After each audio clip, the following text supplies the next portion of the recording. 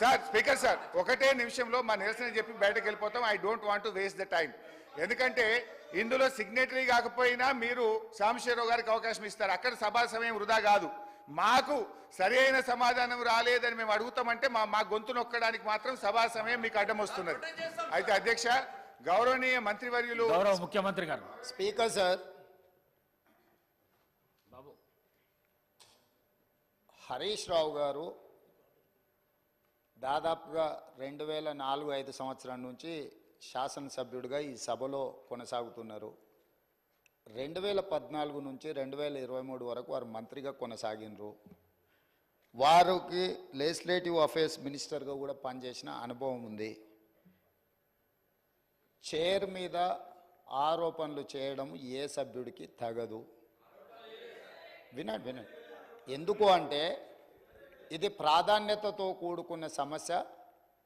కార్మికుల పక్షాన కార్మికులు కష్టాలలో ఉన్నప్పుడు 50 రోజులు దీక్ష చేసినప్పుడు 50 మంది చనిపోయినప్పుడు ఖమ్మం జిల్లాకు సంబంధించిన డ్రైవర్ శ్రీనివాసరెడ్డి గారు తన పిల్లలు పెద్ద ఉద్యోగాలలో ఆర్థికంగా బలంగా ఉన్న ఆనాటి ప్రభుత్వం యొక్క వివక్ష 50,000 కార్మికుల పట్ల చూపిస్తున్న విధానాన్ని వ్యతిరేకిస్తూ ఆత్మ బలిదానం చేసుకున్నప్పుడు ఆ కుటుంబాలకు వాళ్ళందరూ అండగా నిలబడ్డారు. అట్లాంటి కార్మికుల తరఫున కొట్లాడే కమ్యూనిస్టు పార్టీ ఈ సభలో వాళ్ళ తరఫున మాట్లాడడానికి అడిగితే మీరు వాళ్ళకు అవకాశం ఇచ్చిండ్రు. ఎందుకు? కార్మికులు ప్రాధాన్యత, కార్మికుల తరఫున కొట్లాడే వాళ్లకు ప్రాధాన్యత ఇవ్వాలి. ఈ ప్రభుత్వానికి ఏదైనా వాళ్ళ సూచనలు ఉపయోగపడితే ఆ సమస్యల్ని పరిష్కరించాలి అనే ఉద్దేశంతో మీరు సాంబశివరావు గారికి అవకాశం ఇచ్చిండ్రు. మీరు ప్రశ్న అడగకపోయినా అతనికి ఎట్లా అవకాశం ఇస్తారని వారు మాట్లాడినారు కదా అధ్యక్ష. అది ఏ చట్టానికి దేనికి అసలు వారు మాట్లాడుతున్నది పూర్తిగా విరుద్ధం. ఒక్కసారి ఒక ప్రశ్న ఈ సభలో ఆమోదం పొందింది అంటే ఈ సభ యొక్క ఆస్తి. సభ ప్రశ్న అడిగిన వాళ్ళకే అవకాశం ఇవ్వాలి, మిగతా వాళ్ళకి అవకాశం ఇవ్వద్దని ఏ చట్టంలో లేదు. ఒక్కసారి ప్రశ్న ఈ ప్రశ్నావళి 10 ప్రశ్నలు ఉన్నాయి కదా అధ్యక్ష. ఇప్పుడు ఇందులో ఉన్న ఈ ప్రశ్నావళి ఈరోజు ఆమోదం పొందిన ఈ 10 ప్రశ్నలు ఉన్నాయి కదా. 10 ప్రశ్నలు క్వశ్చన్ అవర్, 1 గంటలో ఈ 10 ప్రశ్నలకు చర్చ జరిగి దీని మీద సమాధానాలు చెప్పడానికి కోసమే 10 ప్రశ్నలు పెట్టింది. అంటే ప్రతి ప్రశ్నకు 6 నిమిషాలల్లో మనం చర్చ ముగించుకోవాలి. అట్లా 60 నిమిషాలల్లో వీటన్నిటికీ ప్రభుత్వం వైపు నుంచి సమాధానాలు రాబట్టుకోవడానికి ప్రయత్నం చేయాలి. కొన్నిసార్లు ప్రశ్న యొక్క ప్రాధాన్యతను బట్టి తమరు అనుమతిస్తే ఆ చర్చ ఒక్కోసారి కొంత ఎక్కువసేపు కూడా జరగడానికి అవకాశం ఉంటుంది. ఎప్పుడైతే ఈ క్వశ్చన్స్ సభకు అడ్మిట్ అయి హౌస్లోకి వస్తాయో ఇది హౌస్ ప్రాపర్టీ అవుద్ది, ప్రశ్న అడిగిన వాళ్ళ ప్రాపర్టీ కాదు అధ్యక్ష. దయచేసి వారు 20 సంవత్సరాలు ప్రజాప్రతినిధిగా పనిచేసినని పదే జబ్బలు జరుచుకుంటారు కదా. కనీసం లెజిస్లేటివ్ అఫేర్స్ మినిస్టర్గా పనిచేసిన హరీష్ రావు గారికి ఒక్కసారి ప్రశ్న సభలోకి వచ్చిందంటే సభ్యుల యొక్క అందరి ఆస్తి ఇది అధ్యక్ష. ఎవరికి మాట్లాడడానికి అవకాశం ఇవ్వాలనేది చైర్ యొక్క విచక్షణ అధికారం అధ్యక్ష. తమరు సాంబశివరావు గారికి అవకాశం ఇవ్వడాన్ని సభ్యుడు తప్పు పట్టడాన్ని 100% తప్పు. కాబట్టి వారు అట్లా మాట్లాడడాన్ని భవిష్యత్తులోనైనా సవరించుకోవాలి. అదేవిధంగా వారు పదే రూల్ బుక్ గురించి మాట్లాడుతున్నారు అధ్యక్ష. అదే రూల్ బుక్లో చాలాసార్లు వారు కోట్ చేసిరు. సభ్యులు చైర్ను వదిలి పోడియంలోకి వస్తే అదే రూల్ బుక్లో ఆ సభ్యులను బయటకు పంపించే ప్రొవిజన్ కూడా ఉంది అధ్యక్ష. తమరికి తెలుసు కదా అధ్యక్ష అది. కానీ మీరు అది ఉపయోగించలే. ఎందుకంటే ఈ సమస్య యొక్క ప్రాధాన్యత మీకు తెలుసు కాబట్టి వారు ఎంతసేపు అడిగినా దానికి ప్రభుత్వం వైపు నుంచి స్పష్టమైన సమాధానం ఇచ్చిండ్రు. ఆ సమాధానంతో వాళ్ళు సంతృప్తి చెందకపోవచ్చు. ఎందుకంటే 10 సంవత్సరాలు వాళ్ళు చేసిన తప్పులు ఈ ప్రభుత్వం కూడా చేయాలని వాళ్ళ కోరిక ఉండొచ్చు. కానీ ఈ ప్రభుత్వం ఒక నిర్దిష్టమైన ప్రణాళికతోని కార్మికులను ఆదుకోవాలని, ఆ సంస్థను బ్రతికించాలని, ఈరోజు ఆ సంస్థను ఆర్థికంగా బలోపేతం చేయాలి అని ఈరోజు అహర్నిశలు కృషి చేస్తుంటే వారు పదే వారు గతంలో ఆ కార్మిక శాఖకు గౌరవాధ్యక్షుడిగా ఉన్నారు. ఆనాటి ముఖ్యమంత్రికి ఈయనను ఎట్లా తొలగించాలనో అర్థం కాక ఆ కార్మిక సంఘాన్ని రద్దు చేసిండు.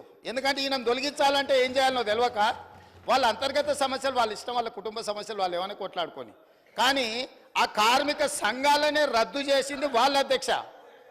అట్లాంటిది ఇప్పుడు మళ్ళీ మొదటికి వచ్చి పాత తప్పులన్నీ కప్పిపుచ్చుకోవడానికి ఈరోజు కొత్తగా ఈ ప్రభుత్వం మీద బురద జల్లి మంత్రి గారిని బుల్డోజ్ చేసే విధంగా మాట్లాడడం ఏమాత్రం సమంజసం కాదు అధ్యక్ష.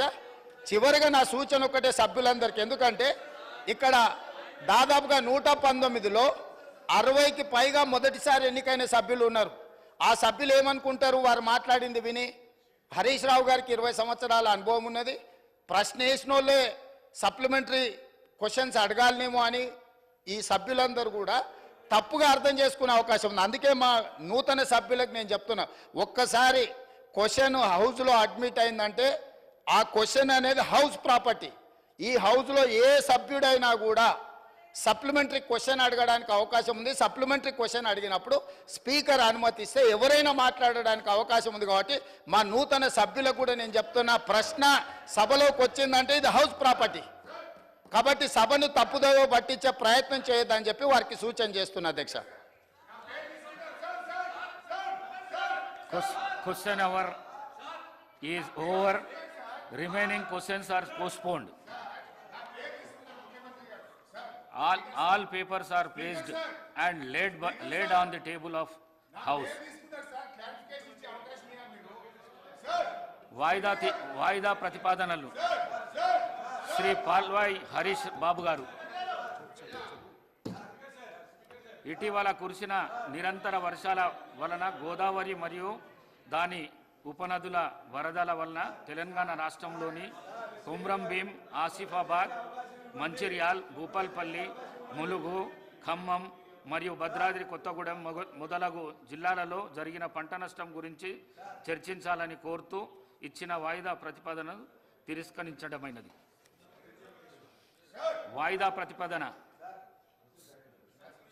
హరీష్ రావు గారు మీరు ఈ శాసనసభలనే సీనియర్ శాసనసభ్యులు.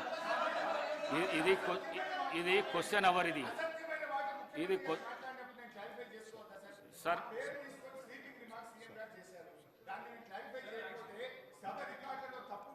మీరు కూర్చోండి ప్లీజ్